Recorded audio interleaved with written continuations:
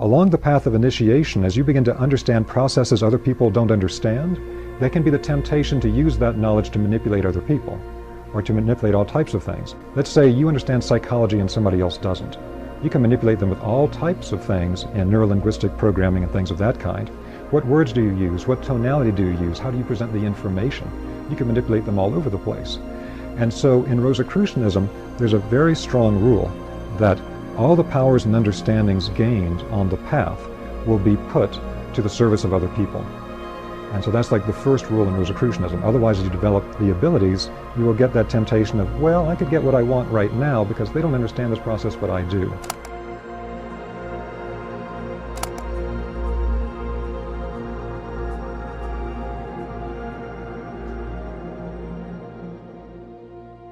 There are many different spiritual systems in the world that have different types of initiation programs that a person goes through.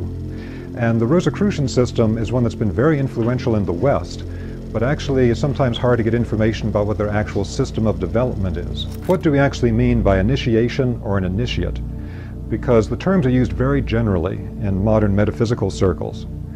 But if you look at people that are being presented as initiates, they are often extremely different. One technical part of this is actually the structure of their consciousness, and the structure of their subtle bodies can be quite different from one to another, although they're being presented as initiates within different systems. There are 3 different aspects of initiation or becoming an initiate. In one of these, what is actually being illuminated begins with the thinking process, with actually knowing about non-physical realities, knowing about the greater spiritual realities that we come from, and the spiritual depths of oneself.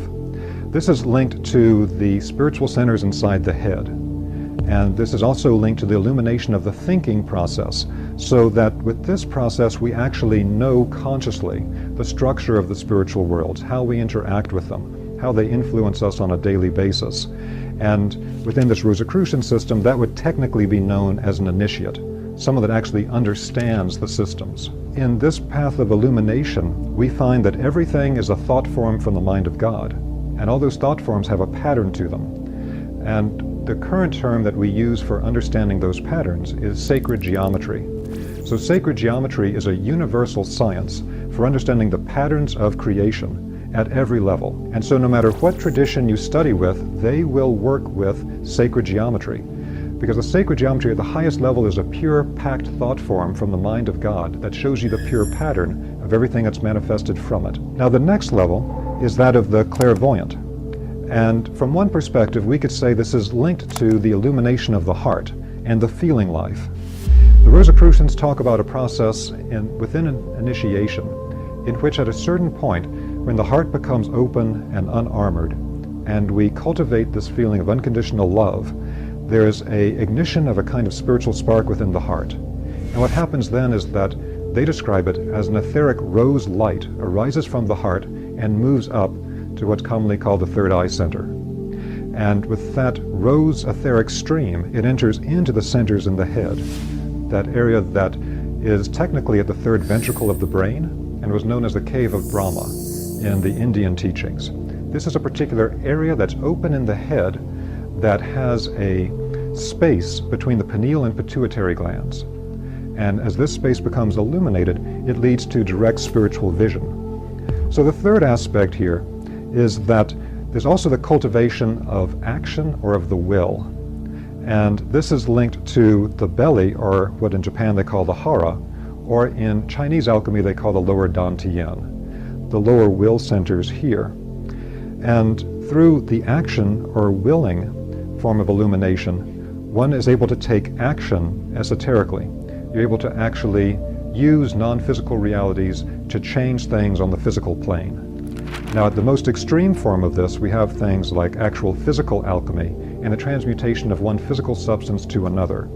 But this is usually attained after going through multiple steps of being able to transform something that is less dense.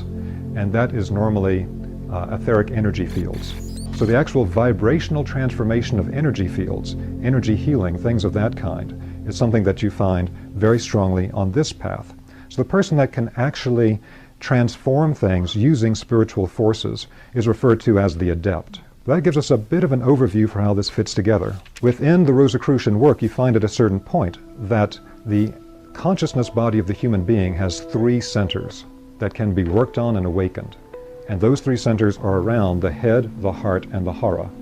And this is really a universal teaching. If you study with the Buddhist, they'll talk about the thought, speech, and action. If you study with Sufis, they'll talk about the head, the heart, and the hands. All these different traditions are working with the same concept. If you studied Chinese medicine or Chinese internal alchemy like Qigong, you'll know that they have the upper, middle, and lower dantian. They refer to these as elixir fields, because when we understand what these actually are energetically, they are a kind of spiritual elixir field that we can work in and illuminate the forces of.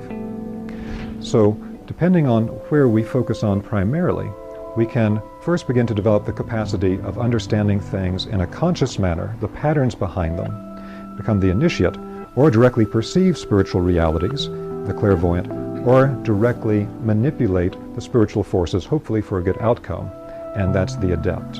Initiation is really a process of becoming aware of who am I, why am I here, where do I come from, and how do I develop a process by which I can become more self-aware and accelerate my process of development. Along the path of initiation, as you begin to understand processes other people don't understand, there can be the temptation to use that knowledge to manipulate other people, or to manipulate all types of things. Let's say you understand psychology and somebody else doesn't. You can manipulate them with all types of things in neurolinguistic programming and things of that kind. What words do you use? What tonality do you use? How do you present the information? You can manipulate them all over the place.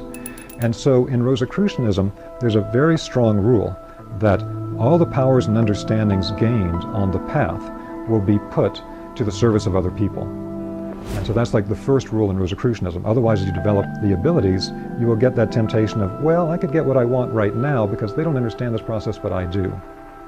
So initiation and inner alchemy. Alchemy has to do with the transformation of something from a base state to a higher state.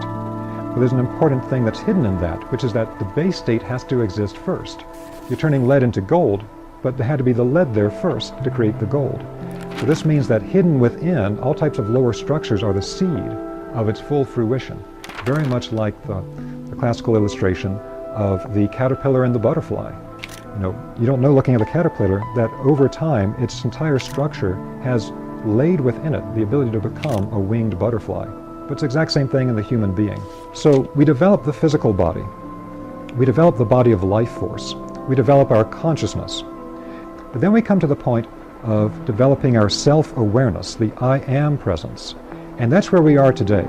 Human beings have developed this, and now we're at this critical point of developing the I am self-awareness. Now the inner alchemy of this is that once we have developed that fire, and this is represented in the esoteric Christian tradition as the flame above the head of the disciples at Pentecost. It's a literal flame that ignites a spiritual structure that moves in a vertical axis through the human body. And at this energy center above the human head, it illuminates to be the center of the Holy Spirit within Christian depictions. But I've worked with people from many other religions that know all about this first center above the head and its ignition into higher consciousness. So as we develop that aspect of ourselves can now illuminate with light and transform with the fire the lower bodies. That means that then we can train our I am spiritual self-awareness to actually transform our consciousness to a higher level. It's an alchemical transformation of the consciousness to become something different of a higher nature. And then it can then transform our entire body of life force, the entire etheric body, chi, ki, prana, to a higher level. And then it can actually transform the physical body. So that then leads to the question of, okay, from this really big picture of how things fit together, what does one actually do as a system of initiation practices?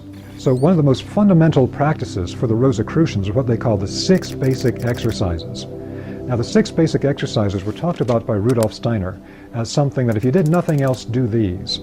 Because some types of occult practices that you do could actually end up being harmful to you. But any of those harmful effects could actually be neutralized if you practice the 6 basic exercises. The first 3 parts of them are again working with the basic idea that we have 3 basic soul faculties. That's the same thing as saying that our astral body has 3 different aspects: the thinking, the feeling, and the willing. Thought, speech, and action, for the Buddhist, head, heart, and hands for the Sufis, upper and middle, lower Dantian for Chinese Taoists, etc.